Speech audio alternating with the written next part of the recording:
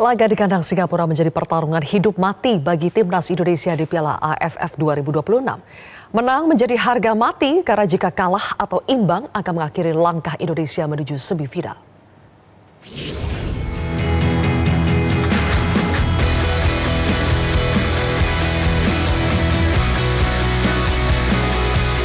Tekanan besar kini berada di timnas Indonesia. Setelah tak berdaya di hadapan Vietnam, skuad Garuda kini harus bangkit di laga terakhir Grup A Piala AFF 2026. Lawan yang menanti adalah Singapura, tim yang tak boleh diremehkan. Apalagi mereka akan bermain di kandangnya. Pelatih timnas Indonesia John Hartman mengakui kualitas Singapura. Namun pelatih 51 tahun itu tetap menaruh kepercayaan penuh kepada para pemainnya dan membekali tim dengan sejumlah evaluasi dari kekalahan melawan Vietnam. Penyelesaian akhir menjadi salah satu pekerjaan rumah Hartman. Namun sang pelatih tak ingin tekanan besar justru membebani mental para pemain. Baginya, setiap pertandingan memiliki cerita dan tantangan yang berbeda. Secara kedalaman, skuad Indonesia memang lebih diunggulkan. Tapi Singapura telah menunjukkan mereka bukan lawan yang mudah ditaklukkan, di mana hasil imbang saat menghadapi Vietnam menjadi buktinya. Permainan taktis dan kecepatan serangan balik Singapura menjadi ancaman yang wajib diwaspadai Garuda. Dari kedalaman skuad tentunya kita lebih unggul lah dari Singapura. Tapi jangan salah, jangan lupa juga bahwa Singapura ini adalah salah satu tim yang dari dulu selalu memainkan taktikal yang sangat clear. Jadi mereka sadar betul bahwa talent mereka tidak begitu baik, tapi mereka bermain seperti textbook, bermain sangat taktikal. Dan ini terbukti ketika mereka menahan draw Vietnam di kandang Vietnam. Dan mungkin ini adalah salah satu senjata mereka untuk menghadapi Indonesia, di mana kita menguasai jalan pertandingan lawan Vietnam, tapi begitu kena counter attack kita kemasukan 3 gol, dan ini mungkin akan dimanfaatkan oleh Singapura. Walaupun menurut saya Singapura secara bertahan sangat kompleks, sangat rapi, karena saya tahu betul bagaimana Singapura bermain. Hartman diprediksi masih akan mengandalkan formasi 3-4-3. Tom Hei diharapkan kembali menjadi motor permainan. Sedangkan ketajaman Mitchell Baker sangat ditunggu untuk membongkar pertahanan Singapura. Skuad Garuda harus melupakan luka dari Vietnam, membangkitkan mental, dan mengeluarkan seluruh kemampuan. Sebab di kandang Singa hanya kemenangan yang bisa menjaga mimpi Indonesia untuk mengakhiri penantian 30 tahun dan berebut gelar Piala AFF pertama dalam sejarah. Pemirsa, kurang dari 1 jam lagi kick-off Indonesia kontra Singapura di laga terakhir Grup A Piala AFF 2026 dimulai. Skuad Garuda kini tidak punya pilihan selain menang di kandang Singa. Apakah skuad Garuda mampu bangkit dan mengubah tekanan menjadi motivasi untuk menang? Saya akan membahasnya bersama dengan pengamat sepak bola, Muhammad Kusnaini atau Bungkus. Selamat malam. Selamat malam, Sylvia. Bungkus, langsung saja seberapa besar kans timnas Indonesia menang melawan Singapura malam nanti? Ya, peluang untuk menang itu sebetulnya masih ada ya, bahwa kemarin kita kalah dari Vietnam 0-3 bukan berarti kita lawan Singapura tidak akan bisa menang. Ingat bahwa kita terakhir kali bertemu dengan Singapura tahun 2021, kita juga menang cukup besar dengan skor 4-2. Jadi secara teknis sebetulnya lawan Singapura itu kita punya peluang untuk menang. Karena cara main Singapura itu tidak semerepotkan cara main Vietnam. Nah, kemarin lawan Vietnam itu kan mungkin jajaran pelatih tidak siap dengan skenario yang dibuat di Vietnam, sehingga akhirnya kita kecolongan 2 gol di 15 menit pertama.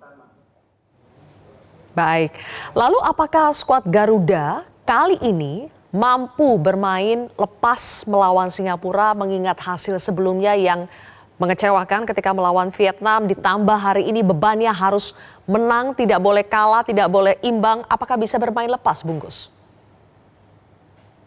Iya, yang dibawa oleh Coach Hartman ini kan pemain-pemain senior ya. Mereka sudah pernah melewati situasi seperti ini di level klub, juga bahkan di level timnas ya. Karena kita pernah mengikuti kualifikasi Piala Dunia dan melewati banyak pertandingan sulit. Jadi kalau soal bangkit secara mental, saya sih optimis mereka bisa ya. Karena ini yang dibawa ini pemain-pemain senior ya, bukan pemain yang istilahnya masih junior. Sebagian besar adalah pemain senior yang sudah banyak makan asam garam pengalaman. Saya yakin mereka akan bisa lepas dari tekanan kekalahan lawan Vietnam. Tinggal kuncinya sekarang ini apakah jajaran pelatih bisa menentukan game plan yang tepat, yang pertama. Yang kedua, apakah mereka bisa bisa memilih pemain yang tipenya tepat untuk menghadapi Singapura. Karena Singapura pasti akan menerapkan taktik yang sama dengan cara mereka pada saat menahan imbang Vietnam. Mereka akan bermain di belakang, menunggu kesempatan serangan balik, dan serangan balik itu seringkali jadi ancaman bagi pertahanan kita, seperti waktu lawan Vietnam. Jadi Coach Herman harus memilih pemain-pemain yang punya kemampuan melakukan transisi sangat cepat. Jadi harus ada pemain-pemain yang disiapkan khusus untuk mengantisipasi kemungkinan serangan balik cepat, dan pemain ini harus punya kecepatan. Ini tipikal pemainnya jangan salah pilih. Dan siapa pemain-pemain itu, Bungkus? Ya, di squad yang ada saat ini saya pikir masih ada nama-nama seperti Sandy Walsh yang masih punya kecepatan dibanding Jordi Amat misalnya ya. Kemudian di sayap kita masih juga punya Eliano Reinders yang juga punya kecepatan. Di kiri juga saya pikir kita masih punya Doni yang masih sangat cepat. Jadi pada saat kita menyerang, saya berharap Coach Edman ini harus mengatur supaya salah satu di antara Eliano dan Doni itu membantu pertahanan.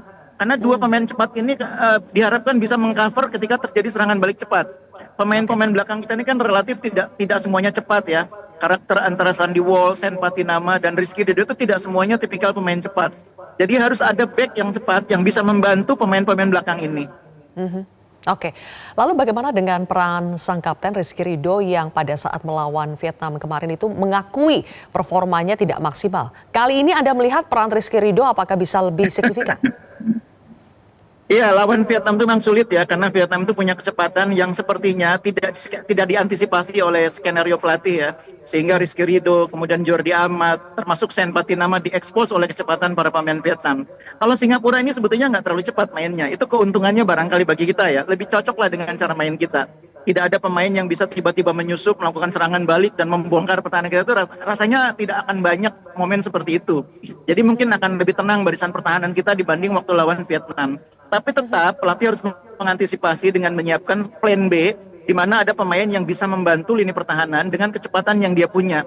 Makanya tadi saya sampaikan Donitri dan Eliano itu tidak boleh dua-duanya di atas. Salah satu harus tetap fokus membantu pertahanan, bergantian naiknya.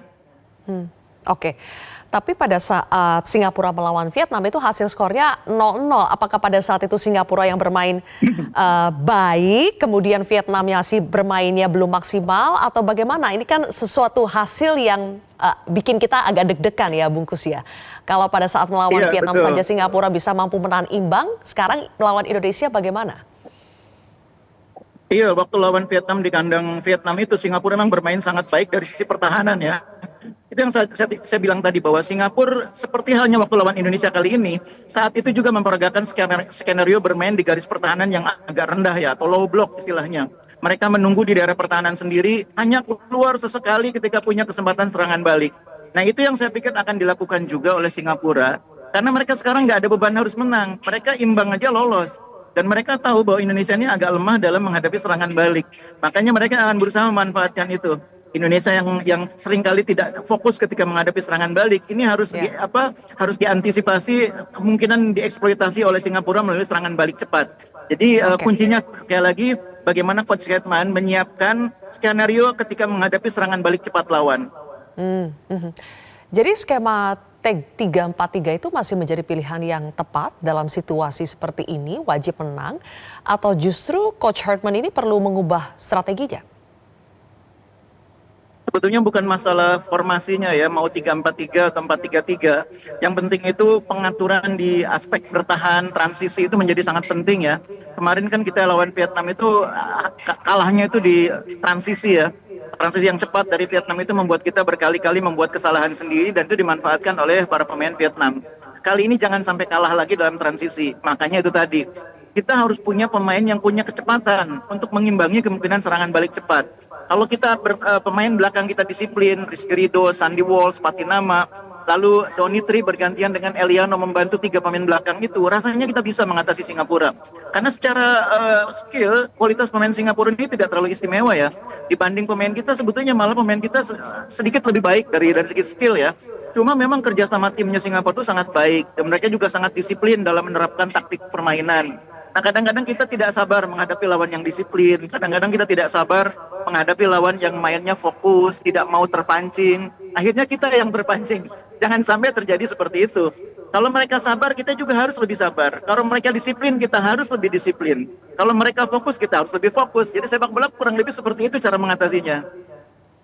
Baik kalau begitu. Lalu kondisi saat ini, Bungkus, apakah membuat timnas kita harus bermain lebih agresif sejak menit pertama atau bagaimana? Sepak bola itu kan dimenangkan bukan di menit ke-1 atau menit ke-10 ya. Sepak bola itu dimenangkan di menit ke-90 setelah peluit panjang. Jadi waktu untuk mencetak gol itu tidak harus di menit 10, tidak harus di menit ke-15. Ada kemungkinan bisa dicetak di menit terakhir, jadi nggak perlu terburu-buru. Memang kita butuh kemenangan, tapi kemenangan tidak ditentukan di menit ke-10, tapi di akhir pertandingan. Saya pikir pemain menyadari itu, bahwa yang paling penting itu hasil akhirnya mereka harus menang. Jadi tidak penting menangnya dengan cara golnya cepat atau golnya lambat, yang penting di akhir pertandingan kita menang. Terburu-buru malah membuat kita nanti seperti waktu lawan Vietnam. Akhirnya mainnya tidak bisa fokus, tidak bisa efektif. Oke, terakhir Bungkus, kalau melihat karakter permainan Singapura, area mana yang paling berbahaya dan pemain mana yang harus diwaspadai? Iya, Singapura ini punya duet pemain yang bagus di lini depan ya. Ada Ilhan Fandi dan Sawal. Nah makanya saya bilang tadi waspadai transisi. Pertahanan mereka disiplin sebetulnya, walaupun tidak terlalu kuat tapi disiplin. Kita masih bisa sebetulnya membongkar pertahanan Singapura. Asal kita punya skema serangan yang lebih variatif. Tidak hanya mengandalkan umpan-umpan crossing, tidak hanya mengandalkan umpan-umpan Tom Haye. Harus banyak kombinasi. Saya yakin kita bisa membongkar. Tapi lini pertahanan harus hati-hati terhadap pergerakan Ilhan Fandi dan Sawal. Yang dua-duanya ini sangat kompak. Itu yang harus diwaspadai. Baik kalau begitu. Bungkus, terima kasih atas ulasannya bersama kami di Prime Time News hari ini. Jelajahi cara baru mendapatkan informasi. Download Metro TV Extend sekarang.